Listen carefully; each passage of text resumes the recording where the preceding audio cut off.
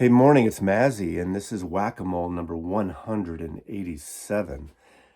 First, I want to thank Digital Gramophone John out of North Carolina. He has a channel, there's a link below. Go embarrass him. He makes some great videos in the vinyl community world. Very dry sense of humor, but vast knowledge and different take on things, obviously, than I do, which is what's great about this whole world here on YouTube. But he sent me the shirt, the San Francisco Sea Lions. This was the San Francisco entry, or the team. This is the Negro League in baseball in 1946. They only had 1 year until they kind of broke apart in San Francisco. It didn't last long, unfortunately. But growing up in San Francisco, obviously before my time, and I was born during the tenure of the San Francisco Seals, which was the B-list team, the minor league team.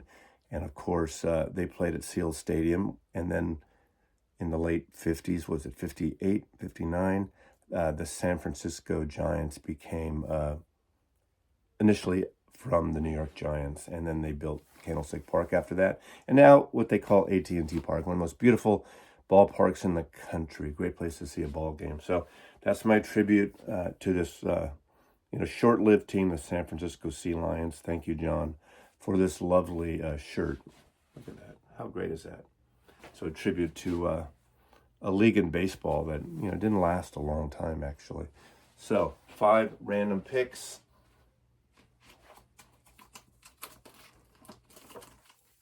One, 2,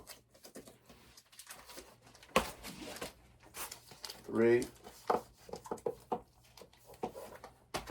4,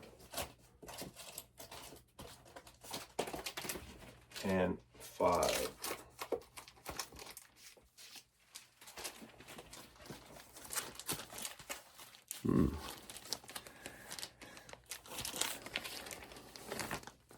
The UN Mystique chocolate watch band. In that psychedelic garage sound, more on the psychedelic side, they were from the South Bay in the Bay Area, a chocolate watch band. This is a reissue on Sundays. The originals of these go for quite a bit of money.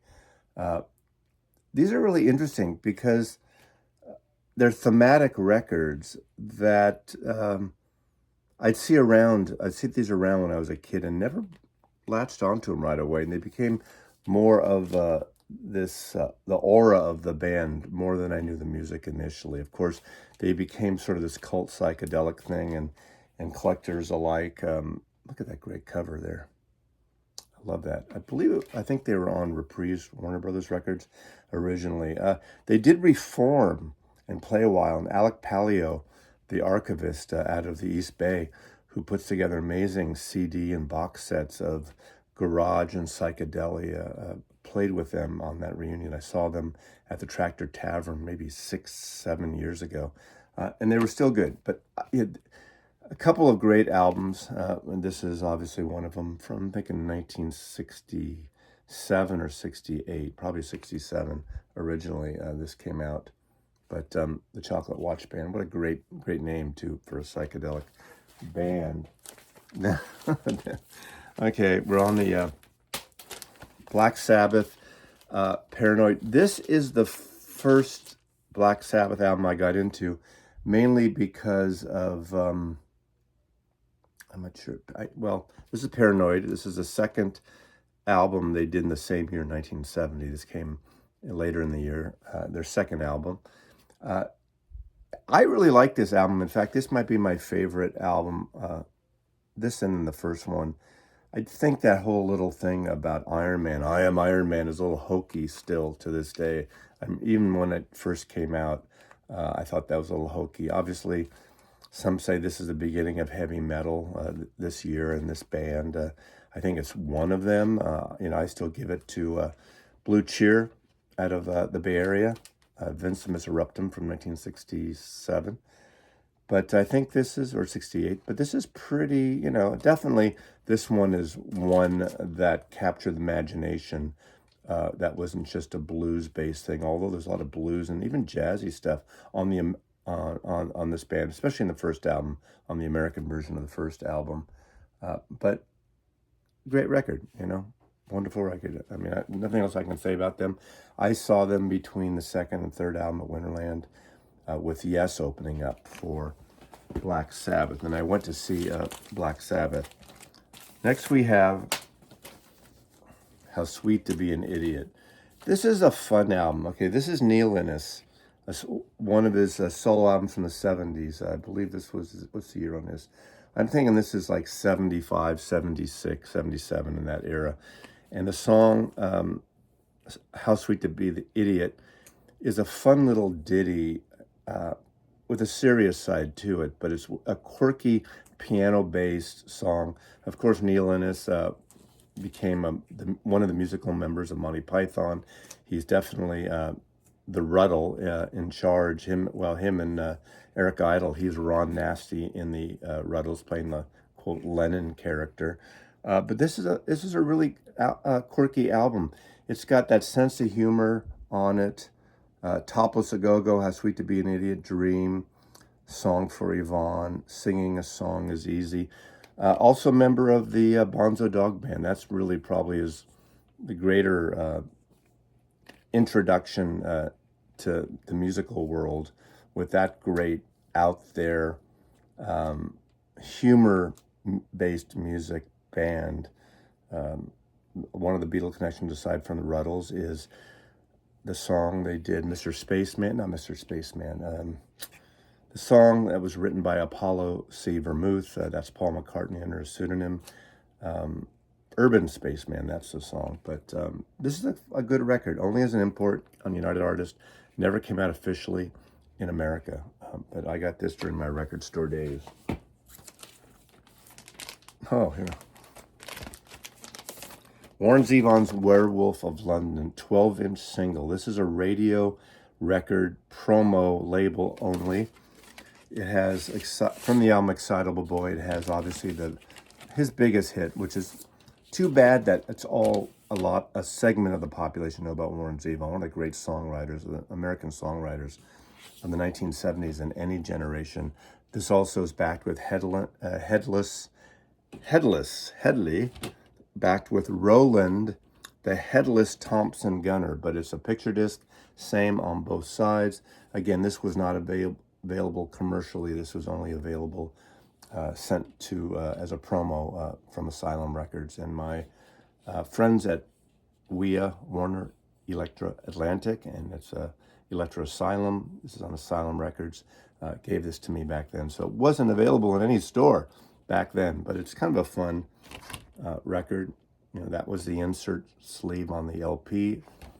And of course, for radio station use only, not for sale. It's basically one of those gimmick things they would push and give to the radio DJs and program directors and music directors and record store buyers, things like that. That's how I acquired it.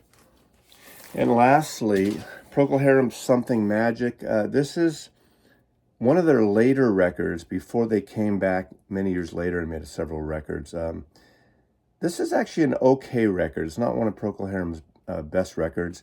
This, I think, originally came out in the late 70s. Let's see, does it say here? 77.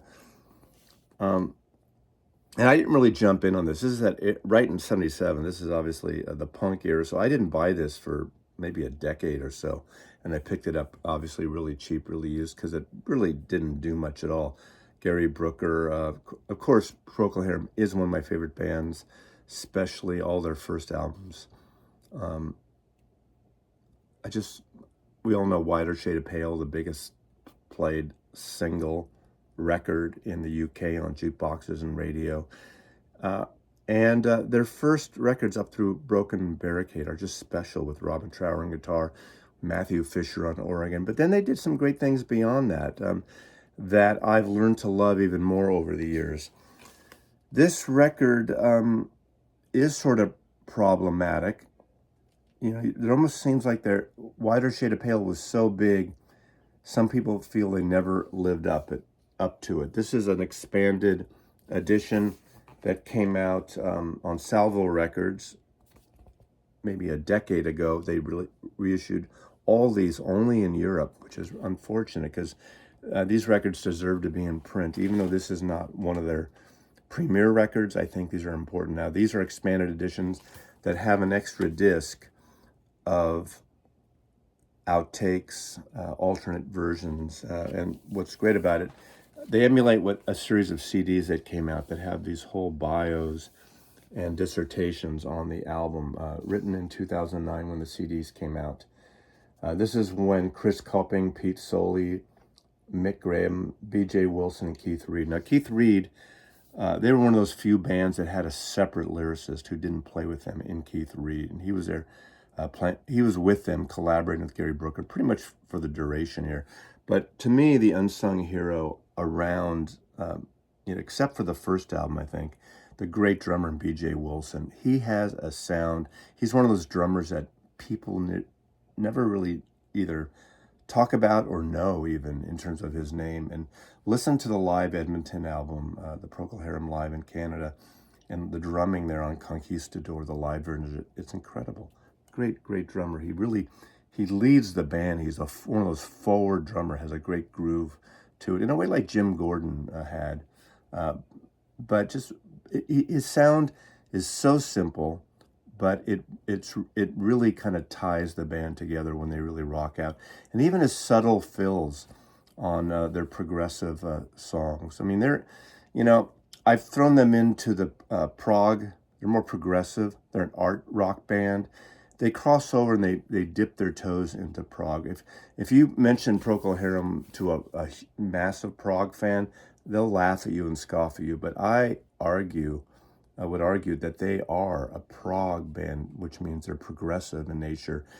They have obviously classical overtones, and they mix a symphonic rock as well. So they're a little bit of everything. I think that's maybe why they, sort of really didn't click on later. But seeing them live, I saw them live once in 1968, right? When after the first album came out at this festival in Alameda, California. And they were really, really good. I mean, the organ and piano, having both, not one person playing both, but two separate keyboards, it was just kind of unusual at the time. So, Something Magic by Procol Harum, 1977. Thanks for watching another episode of Whack-A-Mole, as he loves you.